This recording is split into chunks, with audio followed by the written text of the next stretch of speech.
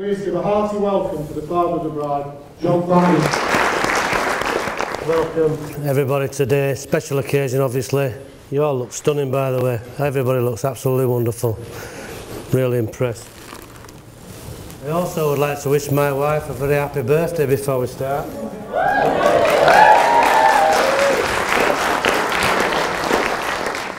First of all, I'd like to thank all the bridesmaids. I thought they were absolutely stunning. All the groomsmen, beige boys, everybody, absolutely wonderful. Thank you.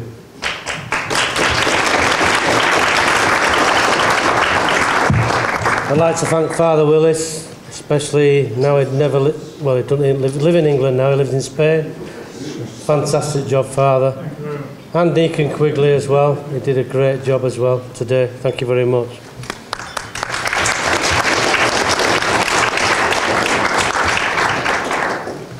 Not forgetting in church the organists and choir, they were absolutely amazing. Thank you very much again.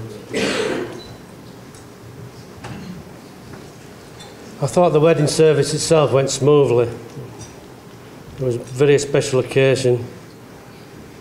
There's many people to thank individually, but I really especially like to thank my mum for all the invitation cards and everything she did for us. Fantastic. For Jean, who, I don't know where it is actually, who made this teddy bear out of Joe's old wedding dress. I think it's fantastic. Thank you, Jean. To others I haven't mentioned, I really appreciate everybody for being here, and thank you for everything everybody's done today. Leah and Becky, special mention to you too. I hear the hen do's went superbly, so everybody says you did a superb job looking after everybody. Fantastic, thank you very much. And James, of course, who organised our stag do to Krakow in Poland. That was a great occasion as well. Well done, James.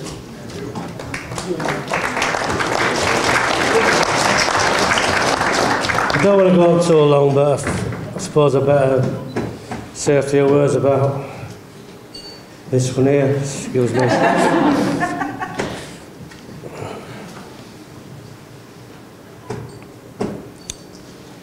Academically, as you know, she's done superb from primary school, A-levels, she went to university, got a master's degrees as well. Can't knock her, must take after me.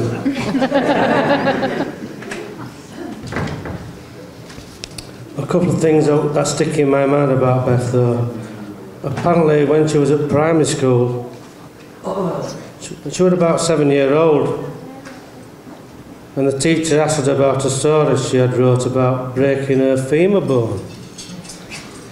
Apparently she fell down the steps, broke her femur bone, had crutches. A marvellous story for a 7-year-old, obviously it wasn't true. The other story, which has just come to mind actually, I've only found out a few weeks ago. Lucy gave her a CD on the hen do by I've never heard of them actually, by a band called Example. Well, our Beth and 3 others went to Manchester to see this band, and while they were there, Lucy and I think it was Kathy, managed to ask somebody to get them a drink. Beth and Amy asked somebody to get them a drink, and it was the security who immediately threw them out. So she never saw the concert and ended up in McDonald's for 3 hours.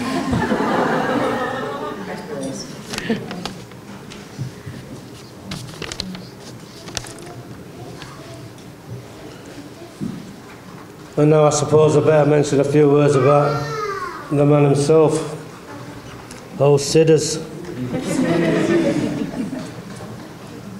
No, seriously, Sidders, it's a great honour to welcome to our family. And you did a great job today. Well done.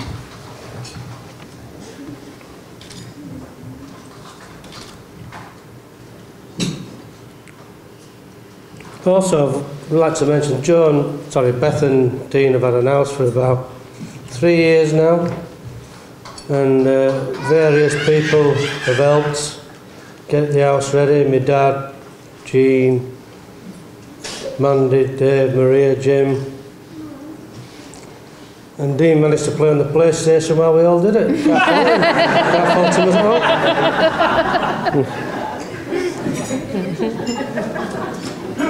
Mind you, he did help me hang the door in the bathroom, and he never dropped his phone away while he was helping me doing it.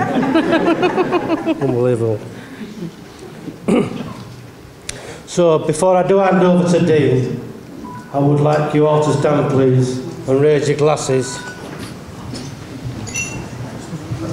to the new Mr. and Mrs. Riley. Dean and Beth. Dean and Beth. Thank you. Sorry about the mic. That's all right. I understand that he's a very quiet man until he's had a drink or two. And he might be tempted to throw some shapes on the dance floor, as he once did when dancing to Rolling Down the River, when he split his trousers. Given that he's wearing a kilt today, let's hope he doesn't have a drink. So, before he raises an eyebrow at my introduction, please welcome your groom, Dean.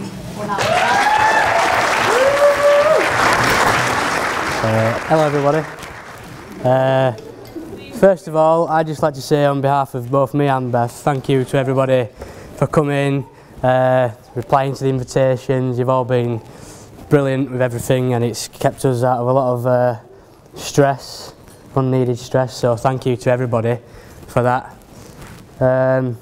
Secondly, the bridesmaids, the groomsmen, you've all been brilliant. Like John has already mentioned, James sorted Krakow out, and Leah and Becky, especially with the hen do's, unbelievable planning. Thank you, because that's just stress that Bethany didn't need. Next, Jean again for the bear, everything you've done. Joan as well, the invitations were all stunning, perfect, amazing. We couldn't have asked anybody better to do with them. Our parents, all of our parents, you've been, I mean, you've raised us, haven't you? So I suppose you've done an alright job. But my biggest thanks goes to Bethany, because honestly, everything in this room, everything you see, the whole day, she's planned pretty much by herself, because I'm bloody useless. So, yeah.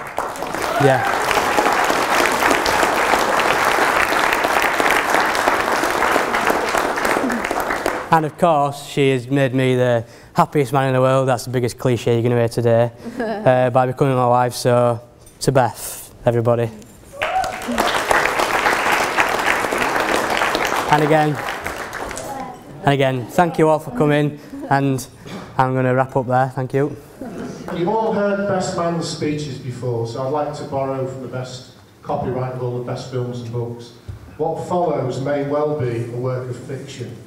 Any resemblance to people alive or dead, or actual events, is probably coincidental.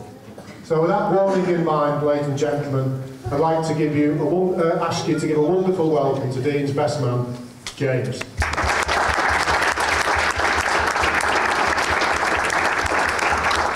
So anyway, I'm James, or Lehman, people know me as, or the ginger kid who Dean used to follow as a kid. No, Dean was bricking it this morning. He was really nervous, and the last time I've seen him this nervous, it was his round at the bar the other week. But no, I apologise in advance. I'm not right good at these speeches. You know, I had to ring up Dean the other week. He just said to me, you know, he promised me if I do it well, I can do it next time too.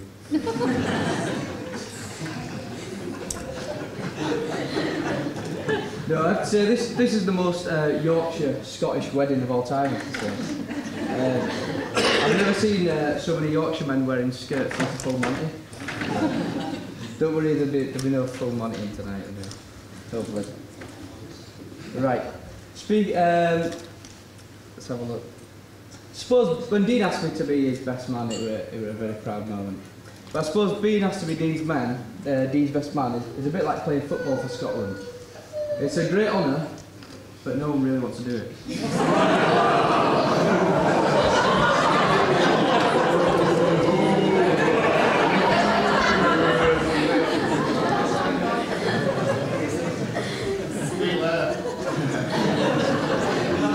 Paul's a very proud father today, aren't you, Paul? You are. Even Rangers beat Celtic, which I'm a bit disappointed in. Don't worry, Celtic will still win the league. Now, I was doing actually a bit of research. On Google it said that an Englishman actually invented the kilt. I'm not sure how true that is. The Scottish then took it a bit too seriously, I think. And as Mr. Toastmaster said, after a pint of Guinness, Dean tends to call me a plastic paddy. But I'm telling you now, you won't see me dressed as a leprechaun on my wedding day.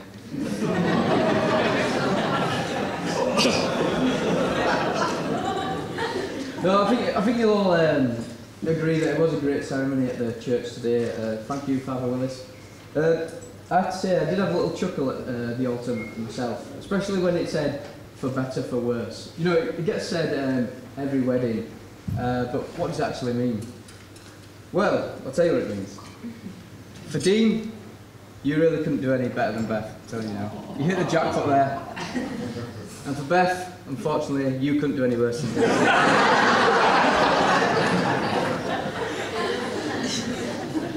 I suppose my first memory of Dean was back in primary school. So we've come back after dinner, we've been playing out or whatever, and we're sitting on the carpet and we're drinking our milk as you do. The teacher asked us, so what did you get up to over dinner? And there was usual responses, and I heard this squeaky lad behind me. He shouted, I scored a hat-trick. Now, at the time, I didn't know what a hat-trick was, but I turned around and I was in shock. And it wasn't the fact that he'd scored a hat-trick, it was the fact I seen a 4-year-old with the biggest sideburns you'll ever see. Now, I'm telling you, it looked like Wolverine. So I was Dean at 4 years old. You know. And as we've grown up, you know, we've done a lot of sleepovers, you know, as you do, playing football, messing about, wrestling. I think it must have broke about 1 million in my mum's bed, just fighting, doing all sorts of stuff. Just generally being little pricks. But there were no phones or anything back then, we just had a good time, didn't we? But there was this one time we were fighting, and I think my older brother, he must have picked Dean up, you remember this well. I think he launched him to the other side of the room and he hit his head on the corner of the bed, and I swear, I thought he killed him. But Dean got up, and he was laughing his head off. But he had the biggest golf ball on the side of his head here. And I tell you now, I think it was a week or two before the school photos were taken. I don't think you were too impressed, were you, Mandy? No, I thought you wanted to give me a good slap, didn't you? There's also this one time, Dean has he often comes out with these cheeky remarks, doesn't he? You know about it, don't you? Yeah. He gets him into bother. So, I think I'm about 7 or 8. Round at Dean's for tea. I were eating my chips, and Dean must have said something really bad. And it was one of them moments where I was too scared to even lift my head to have a look at his mum to see what her reaction would be. So I'm not sitting there eating my chips, and I lift my head up, and I swear Dean's head was nearly touching the ceiling. His mum had it up like that by one hand. I wanted to laugh, but I would probably join him. You joined him, you would have done. No, but we had an eventful stag do in the summer. We went to Krakow in Poland. It was brilliant. I think Dee's mum got him a lovely pink dress, together with his blonde wig and his dark beard. It fit him with the locals right away. I think he was more happy wearing that pink dress than he was this kilt today. But anyway. Now I'm looking forward to this evening, and Dean, just be careful not to fall asleep anywhere, because you have a habit of that, don't you? There's one time me and Andy went out for a few beers, and Dean, We're in the Baltic King Curry House, and you know, so we've ordered this food there. The other naan bread comes out, and we look to our left, and Dean's not there. Then we're searching for him all over the curry house. He's only fallen asleep in the toilets. Trousers down to his ankles. I think the owners felt sorry for us, so they took us home, didn't they, in a taxi that night. Yeah. Right. Just going to end it on a more happy note, anyway. So this wedding isn't just about two wonderful individuals coming together. It's about two wonderful families. I have a lot of time for both families. They're all wonderful people. I'm sure they'll have a great family of their own one day. So I'd just like everyone to raise their glasses anyway. So, to propose a toast here to Dean and Beth. Thank you.